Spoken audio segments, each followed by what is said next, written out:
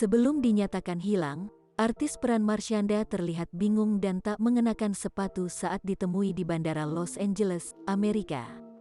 Hal ini disampaikan sahabat Marshanda, Sheila Salsabila saat hendak menemuinya. Diketahui Marshanda tiba di Amerika Serikat sejak 3 hari lalu. Namun saat Marshanda tiba, Sheila mengaku sudah sempat kesulitan menghubunginya bahkan membuatnya melapor polisi.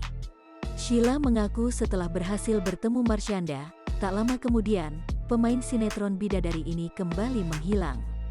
Sheila berujar, sejak tiba di negeri Paman Sam Caca sudah hilang 3 kali.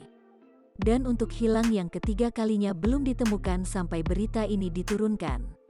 Saat ini Sheila masih mencari keberadaan Marshanda.